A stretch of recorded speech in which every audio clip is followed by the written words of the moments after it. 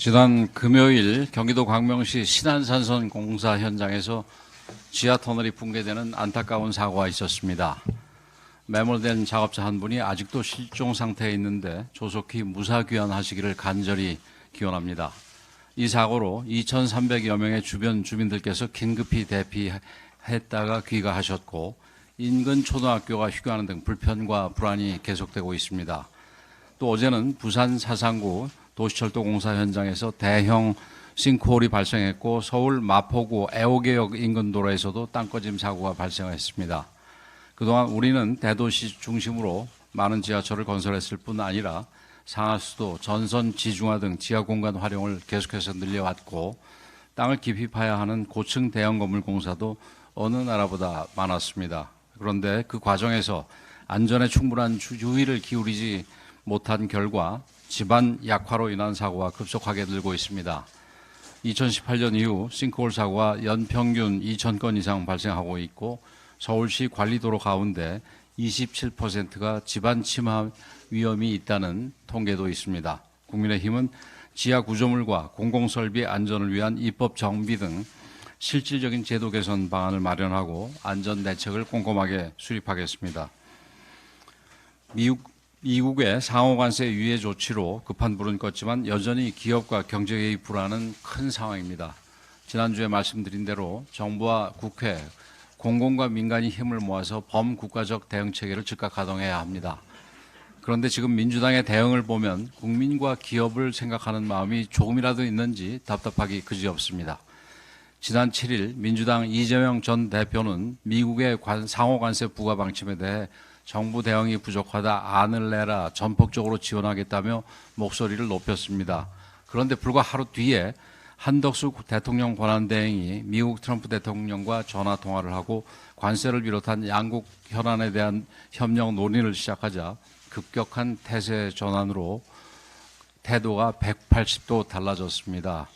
미국의 요구를 다 들어준 것 아니냐며 근거 없는 음모론을 제시했고 트럼프 통화까지 팔아가며 출마 장사를 시작했다. 국익 팔아서 제2속 챙긴다는 원색적인 비난을 쏟아냈습니다. 체코 원전 수주 당시 저가 수주라고 선동하며 우리 기업들의 협상력에 먹칠을 하던 장면이 또다시 재현되고 있습니다. 민주당의 이런 발언들이 고스란히 외신을 통해 세계에 전해질 텐데 우리 통상 외교, 우리 기업들에 얼마나 큰 손실을 끼칠지 정말 걱정입니다. 국민과 기업들은 불안한 가슴을 간신히 쓸어내리고 있는데 민주당은 한덕수가 잘하면 이재명 표 떨어진다는 아메바급 사고로 국익마저 내팽개치고 있습니다. 정치는 국경에서 멈춘다는 외교가의 명언이 있습니다. 1948년 당시 미국 공화당의 유력 대선 후보였던 반덴버그 상원 외교위원장이 트루먼 대통령의 외교정책에 초당적 협력을 약속하며 한 말입니다.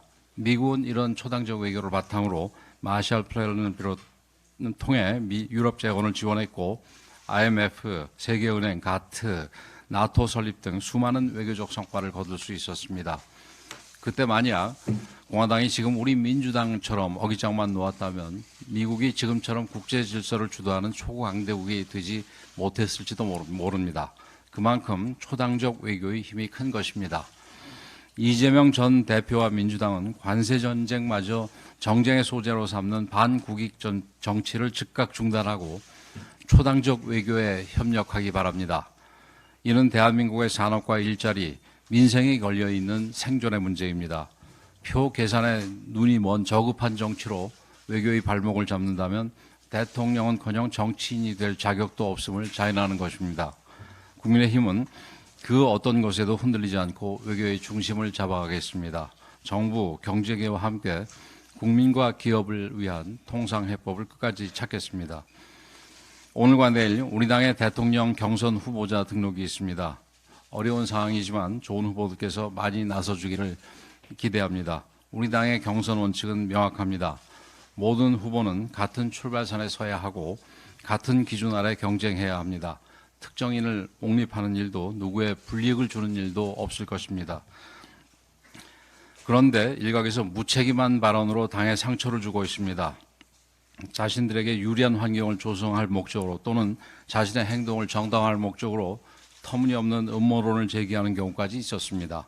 당장은 자신들에게 이익이 된다고 생각할지 모르겠으나 이런 행위는 당의 미래를 어둡게 만드는 최악의 자충수임을 깨달아야 합니다. 공정한 경선 질서를 흔들고 당의 화합을 해치는 발언에 대해서는 결코 좌시하지 않고 엄중히 책임을 물을 것입니다. 당원과 각 캠프 관계자 모두가 공정, 품격, 절제라는 보수의 기본 가치를 준수하길 촉구합니다.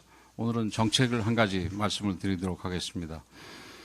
국민의힘으로 제안된 국민 여러분들의 정책 중 유연근무제를 활용한 주 4.5일제 근무제를 소개합니다. 우리가 정책으로 적극 추진할 예정입니다.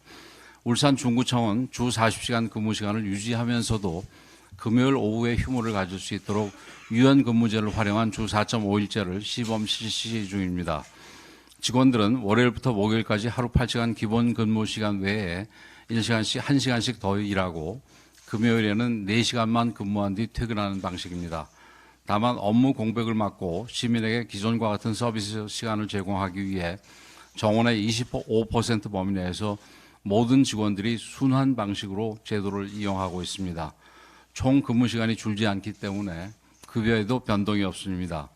이는 기존 주 5일 근무 체제를 유지하면서도 유연한 시간 배분을 통해 주 4.5일제의 실질적인 워라밸 개선 효과를 가져오는 현실적인 대안이라 할 수 있을 것입니다. 반면 민주당이 주장하는 주 4일제 및 4.5일제는 근로시간 자체를 줄이되 받는 급여를 그대로 유지하려는 비현실적이고 포퓰리즘적인 정책으로서 오히려 노동시장에 큰 혼란을 줄 수 있습니다. 근로시간을 줄이게 되면 받는 급여도 줄어드는 것이 상식이라는 비판에 대해 민주당은 설득력 있는 설명을 내놓지 못하고 있습니다. 이에 국민의힘은 법정 근로시간 40시간은 유지하되 유연근로제를 통해 실질적으로 주 4.5일제 도입에 이점을 누릴 수 있도록 하는 다양한 방안을 검토해서 대선 공약에 반영할 계획입니다. 다만 유연근로제를 도입하더라도 생산성과 효율성 향상이 전제되어야 한다는 점도 분명히 밝힙니다. 아울러 국민의힘은 주 4.5일제 도입 검토와 함께 업종과 직무의 특성을 반영한 다양한 형태의 유연근무를 방해하는 주 52시간 근로규제 폐지도 함께 추진하겠습니다. 산업 현장에서는 일이 몰릴 때 집중적으로 일하고 반대로 일이 적을 때 충분히 쉴 수 있는 유연한 근무 환경이 필요하기 때문입니다.